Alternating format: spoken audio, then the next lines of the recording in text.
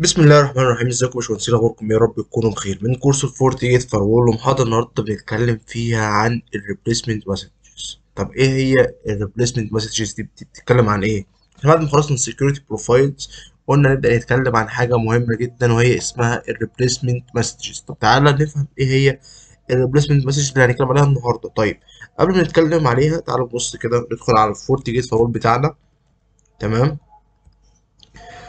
ونيجي هنا على الويب فلتر. هنعمل ويب فلتر بروفايل. بيعمل ايه الويب فلتر ده؟ بيعمل بلوك للمايكروسوفت. تمام. تمام. وهنيجي هنا نحط الستاتيك كيو ار ال بتاعنا، ونخليه نو وايرد كارد. الحاجات دي كلها كمان بالتفصيل في محاضرة الويب فلتر.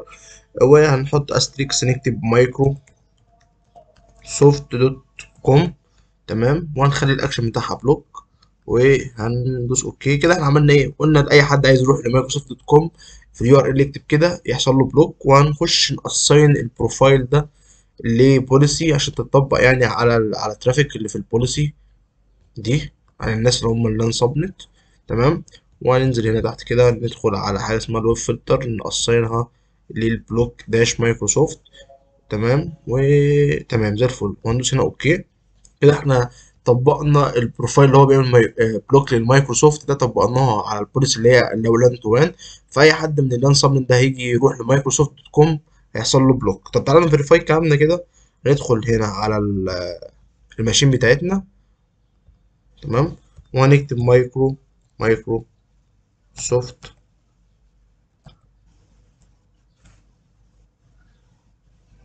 دوت كوم وندوس انتر. بص إيه، مرضاش يدخل على مايكروسوفت دوت كوم، مرضاش يدخل مايكروسوفت دوت كوم وطلع له المسج دي. ده بقى يعني ده هو اللي هنتكلم عليه النهارده في محاضره النهارده. المسجز اللي بتطلع سواء كان عن طريق الويب فلتر او عن طريق الانتي بروفايل، انتي فيروس بروفايل، او عن طريق الفايل فلتر، عن طريق او الابلكيشن فلتر، عن طريق اي نوع من السكيورتي بروفايل انت مطبقه اللي احنا اتكلمنا عليه خلصناه المحاضره اللي فاتت. اي نوع من السكيورتي بروفايلز ده لما تيجي بتطبقه والراجل اللي هو اليوزر او بتطبق على ترافيك معين، والراجل داخل على مثلا موقع انت عامل له زي ما احنا شفنا كده مايكروسوفت دوت كوم عامل له بلوك، فبيطلع له مسجز. انت داخل على ابلكيشن مثلا بتاع فيسبوك وانت عامل الابلكيشن كنترول ده زي ما قلنا قبل كده. عامل الابلكيشن بتاع فيسبوك ده انت مانع اللي هو اصلا الناس تروح للابلكيشن ده ذات نفسه. فهي الراجل يجي يدخل على فيسبوك يطلع له رساله. طيب مثلا لو انت بتطبق انتي فيروس بروفايل زي ما شفنا قبل كده، والراجل جاي ينزل فايل فيه فيروس هيطلع له رساله. طيب لو انت بتطبق مثلا فايل فلتر ان هو مثلا نوع معين من الاكستنشن بتاع فايل معين محدش ياكسسه زي مثلا بي دي اف مثلا، فالراجل لما يجي ينزل بي دي اف بيطلع له رساله. مثلا دي ان اس فلتر لو في مشكله انت مخلي دومين معين عامل له فلتر ان هو يحصل له بلوك، فبيطلع رساله. الفكره كلها في الرساله اللي بتطلع دي اسمها ريبليسمنت مسجز. ولكل نوع من السكيورتي بروفايل، لكل نوع مش بنسيب من السكيورتي بروفايل اللي انت عامله رساله خاصه بتطلع بيه. يعني مثلا انت عشان عامل هنا ويب فلتر فتلاقي لك بيقول لك ان اليو ار ال ده آه البيج انت عايز تريكوستها معموله بلوك عشان يو ار ال اسباننت. لو انت مثلا بتنزل موقع تنزل فايل فيه فيروس وانت بتطبق انتي فيروس بروفايل هيقول لك ان مش هينزل الفايل ده عشان ده فيه فيروس والكلام ده كله. فلكل سكيورتي بروفايل انت بتعملها بيبقى مقابلها رساله بتطلع. الرساله دي اسمها ايه؟ اسمها ريبليسمنت مسجز. طيب هل الرساله دي ثابته يعني ولا ممكن اغير فيها؟ لا، قالك ممكن تغير فيها. طيب انا كل اللي عايزك تعرفه دلوقتي ان انت الرسائل اللي بتطلع لك من السكيورتي بروفايلز اللي انت مطبقها سواء كان، تعالى بص بقى، سواء كان انتي فيروس، ويب فلتر، دي ان اس فلتر، ابلكيشن كنترول، انتروجن بريفنشن، فايل فلتر، اي رساله بتطلع من السكيورتي بروفايلز دول الست دول، اي رساله اي حاجه انت مطبقها على بوليسي والراجل اللي دخل عليها مخالف السكيورتي بروفايل ده انت تطبق، مثلا لو راح لمايكروسوفت دوت كوم يحصل له بلوك هيطلع رساله. بيطبق لو حصل مثلا هنا في الفايل فلتر اللي منزل اكستنشن بي دي اف مثلا يحصل له بلوك فيطلع لك رساله. اي رساله بتطلع من اي نوع من الابلكيشن من السكيورتي بروفايلز دي اسمها ريبليسمنت مسج. ده انا عايزك تعرفه. طيب هديك بقى سيناريو كده نبص عليه مع بعض دلوقتي. انا مش عايز ان مش عايز ايه، مش عايز ان اليوزرز مثلا عندي في اللان بتاعتنا لما يجي يدخلوا مثلا على مايكروسوفت دوت كوم وانا مانعهم اللي هم يظهر لهم علامه فورت جيت ده. يعني مش عايز يبقى في حب استطلاع إن الناس في اليوزرز يعرفوا ان انا مستخدم فورت جيت فاير وول. انا عايز الناس ما تبقاش عارفه انا مستخدم انهي نوع فاير وول. يعني كان انت ايه مور سكيور، مور سكيورتي مثلا، مور سكيورتي اللي هو من ناحيه ايه، من ناحيه والله اللي انا مثلا لما يجي يدخلوا على ده مثلا يطلع لهم مسج كده من غير اي علامه فورتي، ما يبانش ان انا مستخدم فورت جيت. هم بقى الناس ما تبقاش عارفين اني مستخدم فورت جيت ولا بالو التو ولا سوفوس ولا تشيك بوينت ولا فورس بوينت. في انواع فاير وولز كتير ما يعرفوش ايه النوع اللي انا مستخدمه. يعني مثلا عشان ما يقولوش ثغره مثلا يدخلوا منها، او يبقوا عارفين معلومه مش المفروض ان هم، يعني سيبك من ثغره والكلام ده، ما يبقاش اليوزرز عارفه معلومه المفروض ما يعرفوهاش، المفروض ما يعني المفروض ما يعرفوش انا مستخدم انهي نوع من الفاير وولز عندي في الشبكه بتاعتي. فقال لك انت ممكن تطبق الحاجات دي ازاي عن طريق الريبليسمنت مسجز، انك ممكن تغير اصلا في الرساله دي. طب نغير فيها ازاي؟ تعال نبص كده مثلا. هتيجي هنا في سيستم وتدوس هنا على حاجه اسمها ريبليسمنت مسجز، تمام. تدخل هنا هيطلع لك كل حاجه ممكن من السكيورتي بروفايلز اللي بتطلع والصوره بتاعتها. يعني مثلا احنا في حالتنا بنتكلم على اليو ار ال بلوك بيج مثلا بتاعت الويب فلتر. لو دوست دبل كليك عليها كده، بص لا لك هنا ايه الرساله بتطلع بالظبط اهي، فورت جارد انتروجن بريفنشن اكسس بلوك، تمام. نفس الرساله بالظبط، تمام. وبيطلع لك اليو ار ال، بيقول لك اليو ار ال ايه هو، تمام، اللي انت داخل عليه الريكوست بلوك. وانت لو مستخدم يعني انت داخل بيوزر نيم باوثنتيكيشن يعني، بيطلع لك الجست وجست جروب. طيب تمام. عايزين طيب مش نرجع تاني نكمل. بيقول لك ان انت مثلا لو مستخدم اوثنتيكيشن يوزر نيم معين، بيطلع لك اسم اليوزر نيم والجروب نيم والكلام ده كله. طيب احنا مش مستخدمين، فبيطلع لك يقول لك اليو ار ال ده وبلوك، واليو ار ال ده عشان ايه معمول له باند. طيب ده ال HTML بتاع الصفحه دي. فانت لو عايز تغير في الصفحه دي عشان بعد ما يعني لما تيجي تطبق ويب فلتر ويبقى معمول له بلوك ومش عايز يطلع الرساله دي مثلا، عايز تغير في الصفحه في البيج ده ال HTML بتاعها. طب تعالى نغير كده في حاجه مثلا، تعالى نبص في حاجه كده نغير فيها. هو كاتب لك ايه فورتي جارد انتروجن بريفنشن. تعالى مثلا نبص كده ندور مع بعض على فورتي جارد انتروجن بريفنشن مثلا. تعالى نبص تعالى نبص مثلا فين اسم فورتي جارد انتروجن بريفنشن مثلا. تعالى نبص بصه كده مع بعضينا. مثلا مثلا the page you requested has been blocked because the URL is banned. او مثلا فورتي جارد مثلا ايه فورتي جارد انتروجن بريفنشن. انا مش عايز فورتي جارد دي تبان مثلا، فهنخليها مثلا نقول له ايه، نشيلها كده مثلا. خد بالك بتتشال اهي قدامنا اهي، تمام. بص اهي تمام. هنكتب مثلا this ويب سايت مثلا، ويب سايت اسم مثلا بلوك، تمام تمام تمام.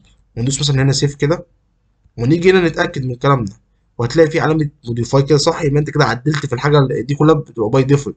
فانت عملت صح، دي معناها ان في حاجه، في حد عدل في المسج اللي بتطلع بتاعت الويب بتاعت اليو ار ال بلوك بيج دي. طب تعالى نتاكد من الكلام ده كده. نيجي نعمل ريفريش كده ونبص ايه اللي هيظهر. بص زي ذيس ويب سايت بلوك، لا لك الرساله اللي عايزها. طب احنا برضو شلنا فورت جارد ده. ففورت جارد الناس ممكن يكون حد في اللي انا عندي عنده خلفيه بسيطه من الموظفين عن النتورك يعني، فعارف ان فورت جارد تبع فورت جيت، فانت مستخدم فورت جيت، فانت رحت مغير له ايه الاسم ده عشان ما يبانش انت مثلا تبع اني فيندور يعني. بس في مشكله برضو، في علامه، العلامه دي الصوره دي بتظهر، انا مش عايزها تظهر مثلا. يعني انا مش عايز حد يعرف عندي معلومه في الناس موظفين، ناس مثلا بتوع سيلز، ناس بتوع اتش ار، ناس مثلا بتوع موظفين مثلا لو انت مثلا شغال في كول سنتر مثلا وبيدخلوا على موقع معين، دول ليه يعرفوا ان انا شغال فورتي جيت فايرول مثلا؟ ليه يعرفوا المعلومه دي؟ فانت فاهم عايز تغير في الرساله دي مثلا، عايز تغير بقى في الصوره ذات نفسها. تغير في الصوره دي نفسها ازاي؟ لو انت عايز تغير في الصوره هتيجي هنا على اليو ار ال اللي انت عايز تغير فيها المسج بتاعت اليو ار ال ده، وهتيجي تعمل حاجه اسمها مانج ايمجز. بيطلع لك الايمجات اللي هي ايه مستخدمه. انت عايز تكريت نيو، هكريت واحده اسميها ايه مثلا قبل ما اسمها من لا ابلود، هسميها مثلا نو فيندور، اللي هو ما يظهرلكش اي فيندور للصوره. انا مسميها كده اسمها كده. وبيقول لك ابلود الايمج دي، انا ابلودها هي كانت هي دي. بدوس انتر، هي دي الرساله اللي انا عايزها تطلع للناس. ساعتها مفيش اي حد يعرف انا شغال باني فيندور. ده بيقول لك يور اي تي ادمنستريتور هاز بريفنتد يو فروم براوزنج ذيس يو ار ال. الاي تي ادمنستريتور هو اللي منعك انك تدخل على اليو ار ال دي. طب لا ظهر لك بقى نوع فورتي جيت، صورة فورتي جيت، ولا بالو التو ولا سوفوس ولا تشيك بوينت، ساعتها الناس عندي في اللان الموظفين ما يعرفوش انا مستخدم انهي نوع فاير وول. ده الصح يعني، تمام. وهدوس هنا اوكي. كده انت حطيتها موجوده. هل كده تتطبق؟ لا مش هتطبق. تطبق امتى بقى؟ انت لازم لما تيجي تعدل في اي رساله لازم بتعدلها من HTML بتاعتها. طيب تعالى نبص كده وندور. الايمجيه دي موجوده فين اصلا؟ هتلاقي هنا موجوده ايه؟ باك جراوند. هتلاقي الايمج هي دي اللي موجوده. طيب احنا عايزين نغيرها، نحط الايمج بتاعتنا. بص هتلاقي الايمج المستخدمه اسمها لوجو فيرجن 3 40 جارد اب، ده الاسم المستخدم. تعال نبص عليه. لو دخلنا كده في مانج ايمجز ونزلنا كده تحت، بص هتلاقي ايه؟ هو ده اللي مستخدم لوجو فيرجن 3 فورت جارد اندرسكور اب، ده هو الايه اللي مستخدم في الفورت جيت اللي بتظهر في الرساله. طب انا عايز استخدم حاجه تانية، عايز استخدم اللي هي نو فيندور دي. اروح واخدها كوبي كده تمام، واجي هنا على نرجع كده على اللهم صل على محمد، على اليو ار ال بيج، واروح ايه؟ اعمل اديت عشان اعدل في الاتش تي ام ال بتاعتها. واجي هنا مثلا اروح داخل على ايه بقى؟ اروح لاغي الاسم بتاعها. إيه قلنا اسمها بادئ من اول اللوجو. لو دخلنا كده نرجع بس كده،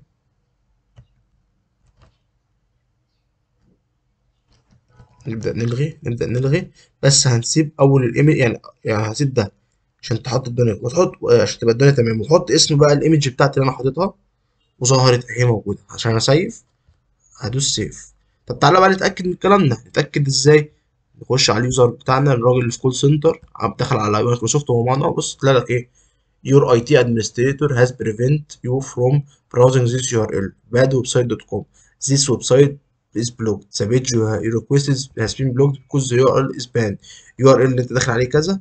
URL source look URL filter block. تمام. انا كده بالنسبه لي مية مية، شغل تمام. الراجل اللي هو قاعد في اللان عندي موظف، ظهر له الرساله دي ولا ظهر له علامه فورت اللي كانت هنا؟ ما يعرفش انا بستخدم انهي نوع فاير. مع نفسك بقى ايه؟ انا مش دي معلومه مش مهم انك تعرفها اصلا انا بستخدم اي نوع فاير. اهم حاجه ان انا مانع له ان هو يدخل على الموقع ده من ويب فلتر. الرساله بتطلع بعدي انا خليتها الرساله دي تطلع. فهي دي الفكره. في ناس بتعملها وناس ما بتعملهاش عادي يعني. انا بس حبيت اوريكم الفيتشر اللي موجود، انك ممكن اصلا الرساله اللي بتطلع بتاعت السكيورتي بروفايل اللي بتطلع دي ممكن تغير فيها، سواء في الصفحه زي ما وريتكم ازاي نغير فيها في الصفحه، او سواء كان عايز تغير في الكلام ذات نفسه. بس انت بتغير منه سواء صفحه او كلام عن طريق انك تغير في ال HTML بتاع الصفحه دي. بشوف انت اصلا عايز تغير في انهي كاتيجوري. يعني ده يو ار ال ده مثلا بتاع الابلكيشن كنترول مثلا. ده لو انت مثلا الكلام عليه لو انت عامل ابلكيشن فلتر على ابلكيشن معين، ده اللي بيظهر. ده اللي بيظهر بالظبط عايز تغير فيه. لو انت مثلا عايز تغير على انتي فيروس مثلا، على انت ممكن تخش تعمل تشوف حاجات زي ده اكستند فيو مثلا. بيظهر لك كذا حاجه موجوده اهي. يعني بص حاجات كتيره جدا جدا، وكل حاجه وليها الرساله بتاعتها. تعالى بص كده extended view. تمام. كل حاجة ليها الرسالة بتاعتها. انت فاهم؟ مثلا او آه السبام مثلا، وظهر السبام مثلا في حاجة في انتي فيروس او فايل فلتر مثلا. الترافيك كوتا اللي كنا بنقول عليها في الويب فلتر، الرسالة بتاعتها اللي بتظهر. فاهم؟ كل حاجة وليها الميسج بتاعتها باي ديفولت، عشان تعرف لو في حد معدل في حاجة. ده لو في مثلا مشكلة في الميل، ان الميل مثلا حصل فيه فيروس موجود في الميل او حاجة، بيظهر له رسالة معينة. وعشان تعرف عشان تعرف لو في حد معدل في اي مسج بتظهر موجودة، يعني هتلاقي علامة الصح دي موجودة، يبقى كده الراجل ده معدل فيها. طيب لو عايزين نرجع كل حاجة زي باي ديفولت، هنعمل ريستور ديفولت وندوس سيف. بس يبقى كده الدنيا ظبطت. نتأكد برضو ونتشيك كلامنا. لو عملنا هنا ريفرش هتلاقي الدنيا رجعت زي ما هي ظبطت تمام. طيب ده الشرح اللي احنا اتكلمنا فيه النهارده. الريبليسمنت مسج قلناها. عرفنا ايه هي الريبليسمنت مسجز دي، بتطلع اصلا امتى، وممكن تعدل فيها ولا لا، وشفنا ازاي نقدر نعدل فيها. في حاجه مهمه جدا، وانت بترفع الفايل لازم الفايل ده يعني اقصى حاجه للصوره اللي انت عايز تغير الصوره يعني. وتبتدي ترفعها، اقصى فايل سايز هو 24 كيلو بت. بعد كده مش هيقدر الفورتيجيت مش هيقدر ترفع عليه صورة يعني أكتر من الحجم ده. فكنت برضه حابب إن أنا أقولها لكم يعني تبقوا عارفينها. وده اللي إحنا اتكلمنا فيه. حطينا الصورة بتاعتنا دي وظبطنا الدنيا. فعشان نبقى بإيجاز ونخلص الدنيا بسرعة، نتكلم بسرعة جدا جدا جدا. اللي احنا اتكلمنا فيه النهارده، احنا بنتكلم حاجة اسمها replacement messages. ايه هي replacement messages دي؟ دي رسالة بتطلع لليوزر لما يجي يدخل على أي موقع أو أي ابلكيشن أو على أي حاجة فيها سكيورتي بروفايلز، انت تطبق سكيورتي بروفايلز. الرساله اللي بتطلع دي اسمها ريبليسمنت مسج، ولكل سكيورتي بروفايل ليه الريبليسمنت مسجز الخاصه بيه، بتبقى باي ديفولت كده زي ما احنا شايفين. لو احنا عايزين نغير فيها بتدخل على يعني على الكاتيجوري اللي انت عايز تغير فيه، او على السكيورتي بروفايل اللي انت عايز تغير فيه الرساله اللي بتطلع. مثلا عايزين ندخل على الحاجه تبع الويب فلتر، ندخل على يو ار ال بلوك بيج، وبتغير في ال HTML بتاعتها، في صفحه ال HTML بتاعتها دي بتغير فيها، سواء كان انت عايز تغير الكلام مثلا اللي موجود، عايز تغير الديزاين. الناس بتوع الويب يعرفوا طبعا الكلام ده اكتر يعني. عايز تغير الصوره، لو انت عايز تغير الصوره دي اللي بتظهر لازم تدخل على مانج ايمجز وترفع الصورة اللي انت عايزها، بس لازم تبقى الملف بتاعها ما يعديش ال 24 كيلو بت. يعني انا عايز ارفع الصورة دي مثلا، بص مرضاش، قال لي ايه از تو بيج والانفاليد، مش الملف حجمه كبير جدا اكتر من 24 كيلو بايت، فمش هينفع تترفع، لازم يبقى الحجم اقل من 24 كيلو بايت ما يعدوش. وبعد ما ترفعها بتيجي هنا تشوف اسمها ايه، زي اللي احنا شفنا مثلا اسمها نو فيندور كده، بتاخدها كوبي وبتيجي على الصفحة اللي انت عايزها وتشوف الايمجات اللي هي موجودة فين. اه اهي. هنبص كده مع بعضينا، هتلاقي الايمج دي هتسيب علامة البرسنتج والايمج، وبعد كده النقطتين فوق بعض دول هتسيبهم، والبرسنتج اللي في الاخر دول هتسيبهم. انت هتغير من الاول بعد النقطتين لحد البرسنتج، هتحط اسم الصورة اللي انت كريتها باسمها، هتحط اسمها هنا وهتظهر لك زي ما احنا شفنا بس. وبتظبط الدنيا بتاعتك وبتخلص دنيتك. يعني لكل سكيورتي بروفايل او لكل حاجة موجودة هنا مثلا ليها الرسالة الخاصة بيها اللي بتطلع. يعني مثلا الابلكيشن كنترول مثلا ده الرساله بتاعته اللي بتطلع. لو احنا مثلا دخلنا على اس اس ال مثلا في بي ان اللي هنتكلم عليها، دي الرساله بتطلع وانت داخل مثلا عن طريق الاس ال في بي ان. لسه ما اتكلمتش على الفي بي ان، بس انا بقول لك كل فيتشر موجود ليه الرساله بتاعته الخاصه، وانت بتعدلها عن طريق زي ما احنا شفنا قدامنا كده. وعشان ده كله باي ديفولت، لو انت معدل في اي حاجه وانت راجل لسه داخل شركه جديده وعايز تبص في الريبليسمنت مسجز مثلا عشان تعرف لو في ناس قبلك عدلوا في حاجه ولا لا، بتلاقي علامه الصح دي على موديفايد، يبقى كده معناها ان الفيشر ده اتعدل في الرساله بتاعته. ما دام ما فيش اي علامه صح كده، يبقى كده ده كله باي ديفولت اللي موجود، مفيش اي مشكله. طيب كده مش وصلنا، خلصنا محاضرة النهارده. انا كنت قلت اول ما نخلص ان شاء الله السكيورتي بروفايلز لازم اتكلم عن حته الريبليسمنت مسجز دي، عشان ده فيتشر مهم جدا جدا جدا، لازم تبقى عارفه. فقلت لازم اقوله لكم اللي هو الريبليسمنت مسجز. طبعا المحاضره الجايه هنتكلم عن حاجه اسمها الفيتشر فيزابيليتي. الفيتشر فيزابيليتي ده برضه فيتشر مهم جدا جدا، لازم تبقى عارفينه برضه. فيا رب تكونوا استفدتوا من حلقه النهارده ان شاء الله. متنسوش تعملوا شير وسبسكرايب ولايك للفيديو عشان الناس كلها تستفيد. كان معاكم باشمهندس احمد عصام، والسلام عليكم ورحمه الله وبركاته.